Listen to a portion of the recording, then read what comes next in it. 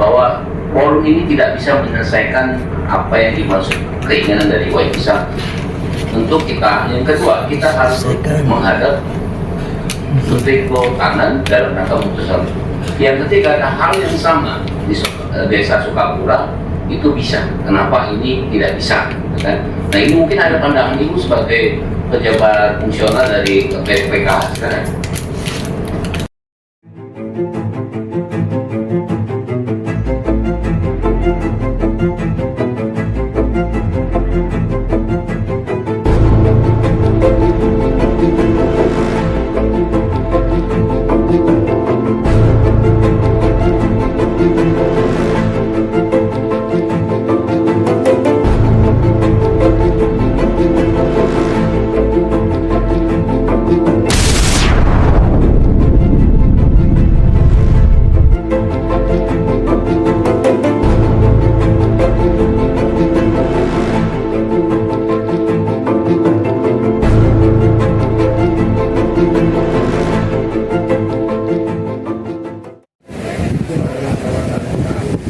Yang mengguyur di bagian barat dan itulah yang memberikan kontribusi terhadap sumber air yang menjadikan Provinsi Lampung sebagai lumbung pangan dan menjadinya walaupun kemarau kemarin kita tidak terganggu. Dan kebetulan pada waktu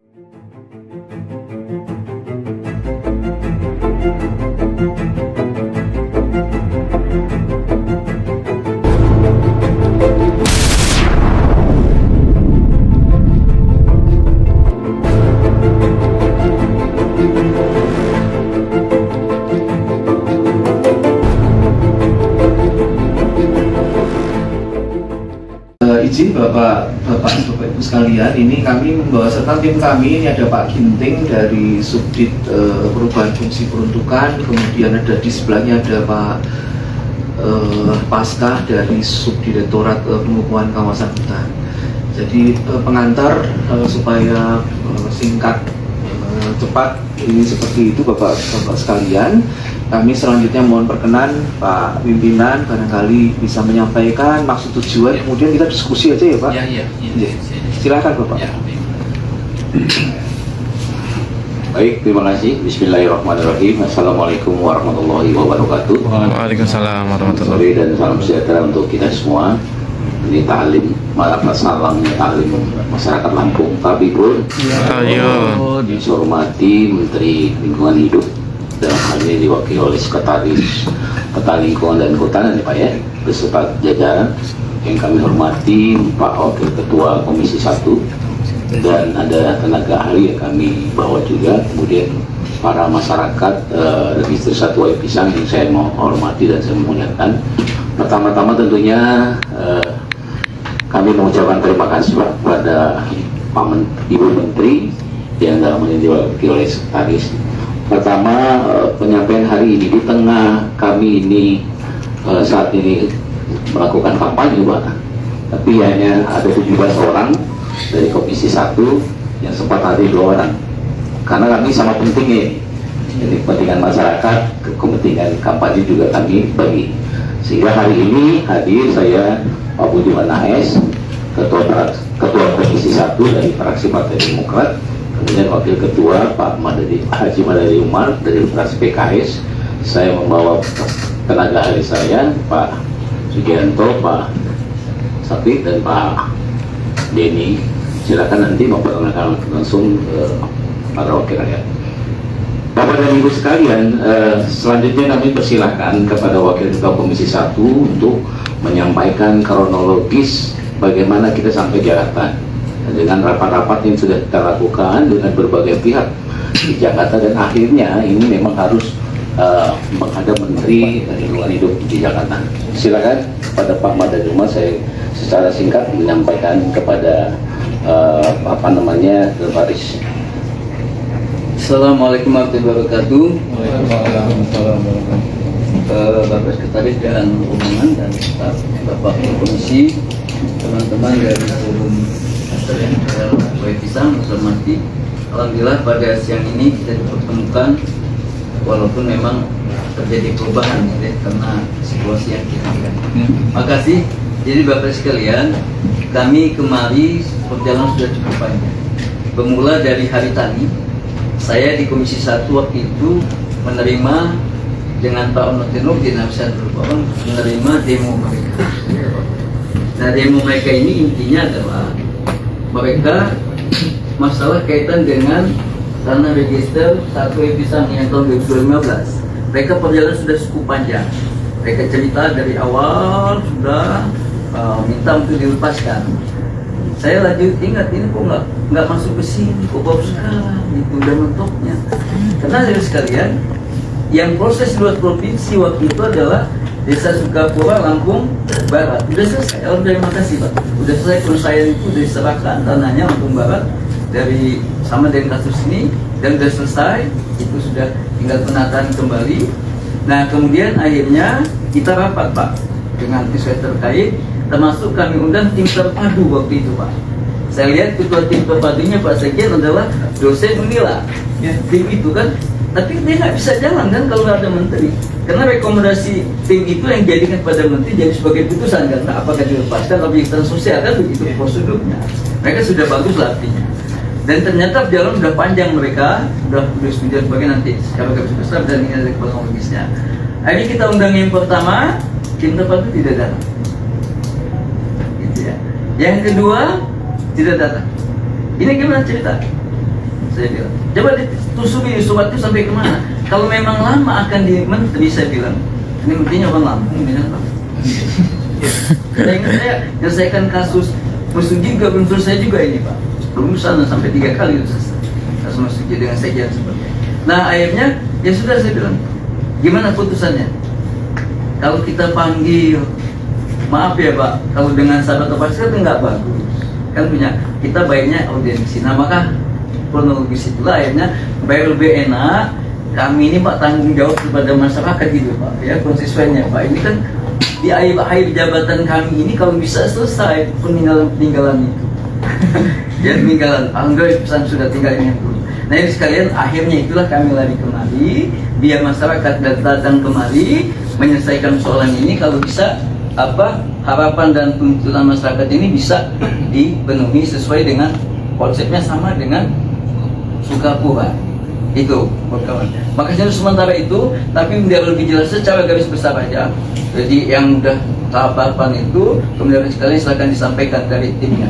Makasih. Wassalamualaikum warahmatullahi wabarakatuh. Waalaikumsalam warahmatullahi wabarakatuh. Bapak Sekretaris Jenderal Planologi Kehutanan yang saya hormati, Bapak Ketua Komisi 1 Lampung yang saya hormati, dan Pak Wakil DPRD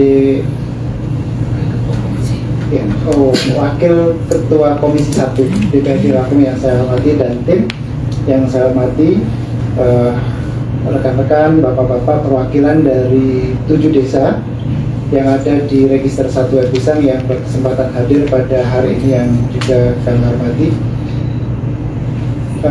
Izinkan saya untuk menyampaikan sebagai perwakilan dari forum masyarakat yang ada di Register 1 Episang, Kabupaten Lampung Selatan, Provinsi Lampung, Pak. Jadi benar tadi yang sudah disampaikan oleh Pak Haji Mardani bahwasanya ini proses di Lampung sudah sangat luar biasa. Beliau-beliau ini membersamai masyarakat hingga pada hari ini terjadwallah upaya untuk bertemu dengan Ibu Menteri dalam kerangka kita ingin menyelesaikan sengketa persoalan tanah dalam kawasan hutan. Tentu saya penting untuk menyampaikan bagaimana kronologis secara utuh yang sudah dilakukan masyarakat di Register 1 Episang ini, yang dimana Register 1 Episang itu mencakup 4 kecamatan dan ada 16 desa. Kami berproses dari 2015, saat itu terkait munculnya peraturan bersama Pak Menteri tentang tata cara penyelesaian tanah dalam kawasan hutan. Kemudian kami coba mendorong ke pemerintah daerah terkait pelaksanaan itu, namun ternyata masih mentok di Cukrat dan Jupis waktu itu, dan kami juga sempat di Direktorat Jenderal Planologi juga pada tahun 2015 ini, Pak, dulu ketemu dengan Pak Syahid. Nah, jadi waktu kami kesini dulu di 2015 kami benar-benar masih kosong dari daerah, artinya belum ada aturan yang baku, payung hukum yang jelas. Nah, kami berproses bersama DPRD Lampung Selatan dan pemerintah daerah Lampung Selatan waktu itu untuk mendorong bagaimana pemerintah agar ada undang-undang atau peraturan yang terkait dengan penyelesaian tanah dalam kawasan hutan. Kami berproses selama kurang lebih 5 tahun, ya, berdiskusi bersama kementerian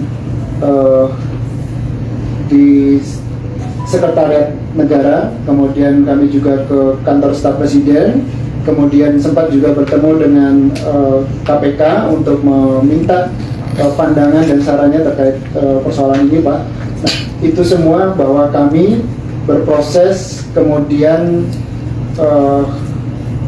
muncul perper dinaikkan status hukumnya menjadi Perpres 88, dan karena waktu itu kita juga ada di dalamnya dalam proses itu di pusat.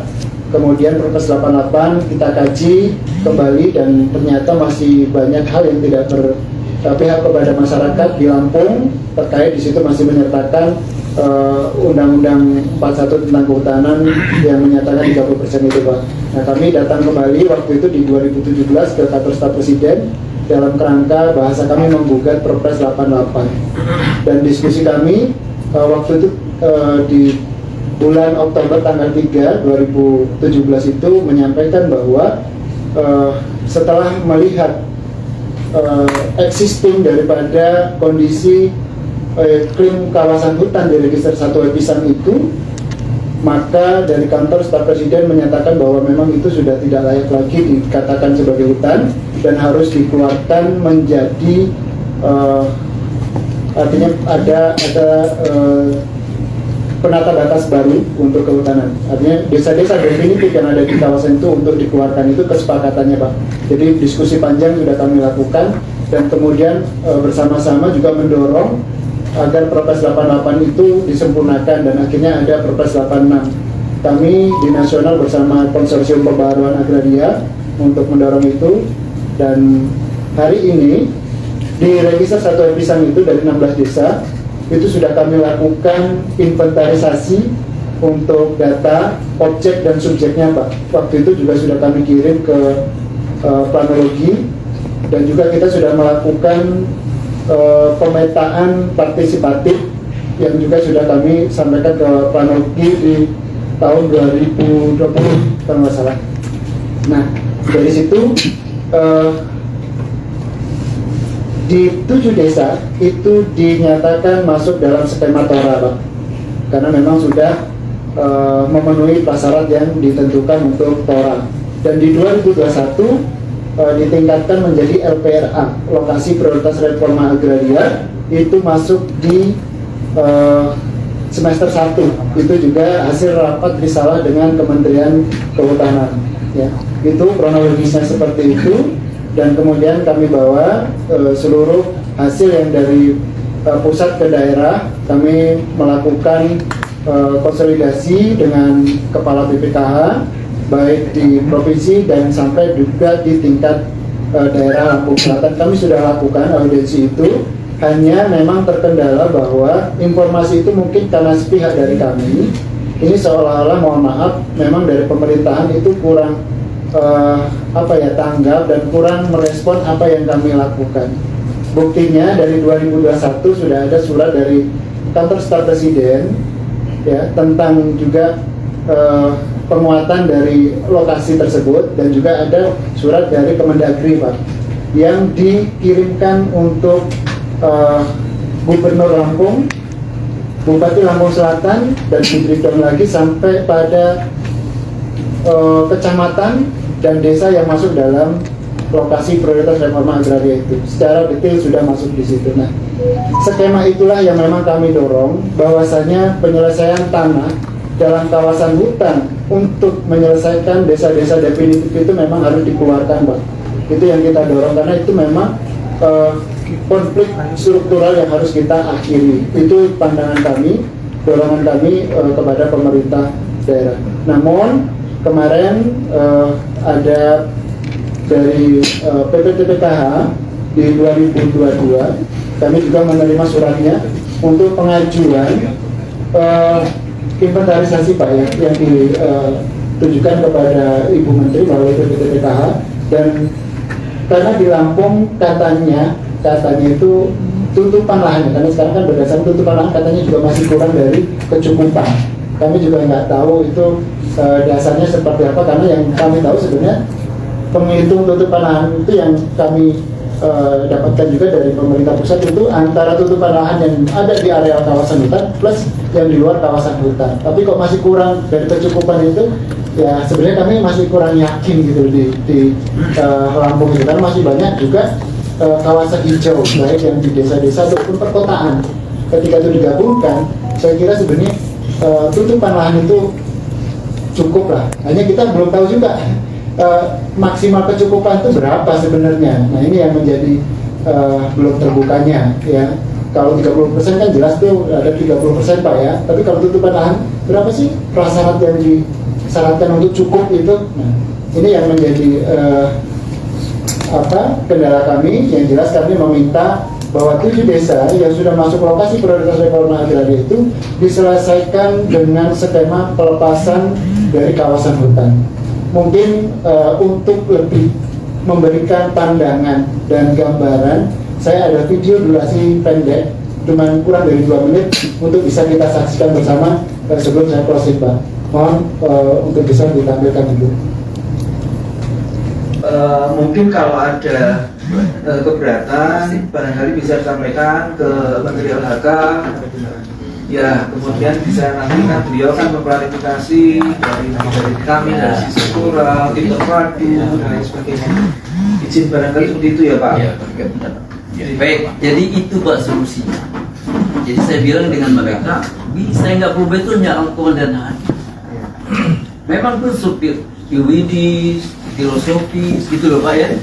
Sosiologisnya ternyata kan ada temuan-temuan baru ternyata yang tidak sesuai gitu. Apa bedanya? Karena kan memang Bapak sekalian, hukum itu kan untuk ketertiban, ketenteraman, kedamaian, keadilan, kesejahteraan. Dan kalau SK itu ternyata nggak tertib, maka nggak damai, mesti gelisah, nggak nyampe filosofis itu. Berarti ada satu hal, maka kan pengen diskusi dengan tim itu, gitu. Maka udah selesai nih, Pak. Jadi intinya kita bisa Bapak segera, nanti kita rapat di Komisi 1, kita akan buat surat keberatan, ya, intinya tentang ini dengan data-data yang baru, untuk supaya dirubah, rekomendasi minta dirubah samakan dengan itu. Kita akan undang lagi tim terpadu, kita diskusi. Gitu Pak ya, mungkin solusinya. Saya rasa gitu, saya pamit Pak, ini karena saya di luar, saya ditunggu pesawat Pak. Saya jam 18 karena besok saya harus ada acara, karena tadi kan jam 1 kan, ternyata kan berubah. Saya takut ketinggalan pesawat jam 6. Mungkin nanti bisa saya, mohon maaf Pak, mohon maaf sekali lagi kalau tidak berkenan, mohon maaf. Orang aku ngomong biasanya. Kami menolak dari rekomendasi tersebut karena kami rasa tidak berpihak kepada kami untuk masyarakat yang sebagai pengguna secara berkelanjutan. Nah, seperti itu. Jadi dengan adanya rapat hari ini, mungkin tidak perlu lagi kita balik ke bawah, tapi dengan adanya rapat ini menjadi rekomendasi kepada Menteri, biar lebih dekat. Kalau kita balik lagi, mohon maaf Pak Ketua, itu ke bawah, artinya kita mengulang lagi, badan kita. Kalau di sini sudah dengan badan plano, bersama-sama mendengarkan kami langsung ini permohonannya, disaksikan oleh Bapak Ketua dan para anggota. Ya, jadi kami tidak mau balik lagi ke bawah karena kami sudah berproses lama ya di pusat ini. Kami sudah berproses dari 2020 di daerah untuk konsolidasi. Akhirnya kami tunggu rekomendasinya yang dari Timdu seperti ini yang kita bangun selama ini. Ini menyakitkan Pak, menyakitkan, dan ini saya rasa dari kami yang dulu temani dari DPRD kabupaten, sekarang dengan DPRD provinsi, ini sudah sangat luar biasa. Pucuk pimpinan di daerahnya ada itu. Tentu saya memohon dengan Pak Ketua jangan ke bawah lagi. Hari ini rapat ini dibuat notulensi untuk ditindaklanjuti.